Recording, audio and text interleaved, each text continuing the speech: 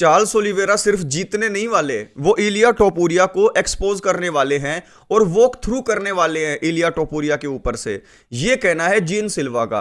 भाई जीन सिल्वा featherweight division में fight करते हैं और उनको इलिया से कुछ ना कुछ दिक्कत तो है ही, क्योंकि अगर आप बैटिंग ओड्स को भी देखें तो चार्ल्स ओलिवेरा के मुकाबले जो इलिया टोपुरिया है वो -375 फेवरेट है। और जब भी कोई -375 फेवरेट होता है, इसका मतलब होता है कि जो उनके अपोनेंट है उनके जीतने का चांस बिल्कुल नामात्र है। तो जो बुक मेकर है उनको साफ दिख रहा है कि चार्ल्स ओलिवेरा को इलिया यहां पर डिस्ट्रॉय कर सकते हैं। लेकिन जो जीन सिल्वा हैं, जो फ्यूचर अपोनेंट हो सकते थे इलिया के अगर वो फेदरवेट में रहते, उनका मानना यह है कि जो उनके फेलो ब्राजीलियन है चार्ल्स ओलिवेरा, वो उनको यूज कर सकते हैं अपने ट्रेनिंग पार्टनर की तरह। क्योंकि उन्होंने ऑफर भी किया चार्ल्स ओलिवेरा को कि देखो मैं इलिया टोपुरिया को इमिटेट कर सकता हूं, मेरी हाइट भी उतनी है, मैं वैसे ही लुक्स भी दे सकता हूं, यहां तक कहा उन्होंने। तो भाई मैं आपकी हेल्प कर सकता हूं चार्ल्स ओलिवेरा, मुझे ट्रेनिंग पार्टनर रख लो, मैं रेप्लीकेट कर सकता हूं इलिया वाला स्टाइल। तो मैं कहना चाहूंगा यहां पर कि भाई देखो जीन सिल्वा, आपको लगता होगा कि इलिया को चार्ल्स ओलिवेरा हरा देंगे, आपको लगता होगा कि इलिया टोपुरिया को आप भी हरा देंगे, लेकिन भाई ऐसा पॉसिबल है नहीं। क्योंकि अगर आपको लगता है कि आप चार्ल्स ओलिवेरा को नहीं हरा सकते, तो भाई इसका मतलब ये नहीं है कि इलिया टोपुरिया चार्ल्स ओलिवेरा को नहीं हरा सकता। तो भाई इतना हैवी फेवरेट होने के बाद भी इलिया टोपुरिया जीत नहीं सकते, चार्ल्स ओलिवेरा हरा देंगे उनको, कुछ बड़ी बात नहीं है।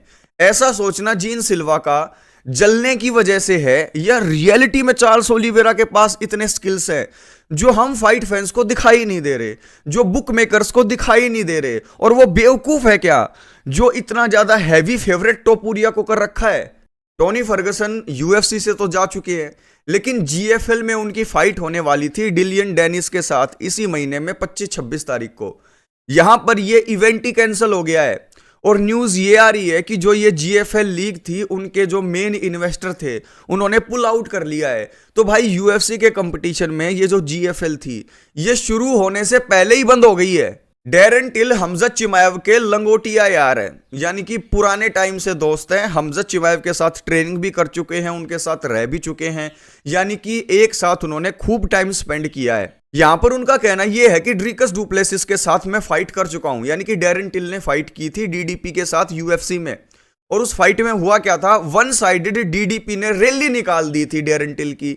लेकिन डेरन टिल का कहना यह है कि जो मेरा दोस्त हमजत चिमाएव है, मैंने उसकी पावर को फील कर रखा है और मैंने तो फाइट कर रखी है ड्रीकस डुप्लेसिस के साथ, इन दोनों का कोई मुकाबला नहीं है।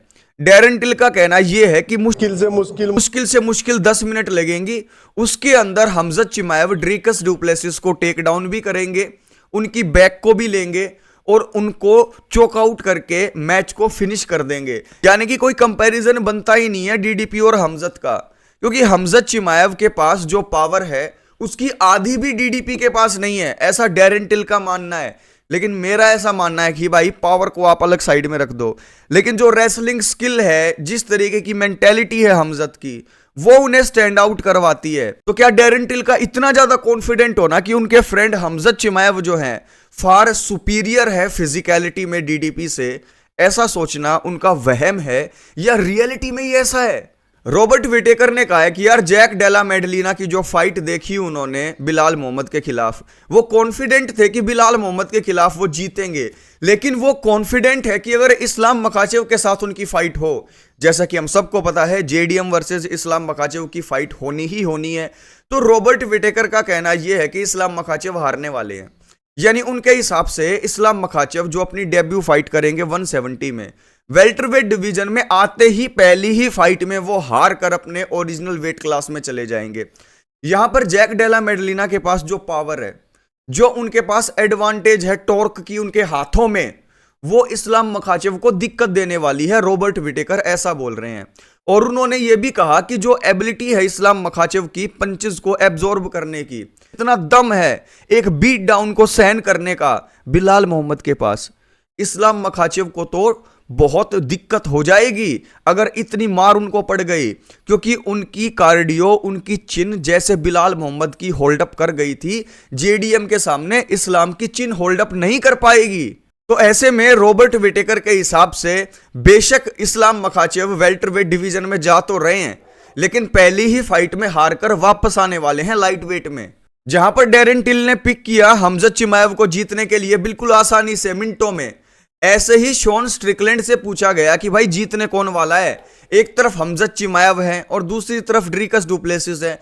तुमने तो दोनों की पावर को फील कर रखा है, क्योंकि आपको पता है शॉन स्ट्रिकलैंड ने स्पारिंग कर रखी है हमजत के साथ, कुछ दिन बिता रखे हैं जिम में साथ में। और दूसरी तरफ डीडीपी के साथ तो उनकी फाइट ही हो रखी है।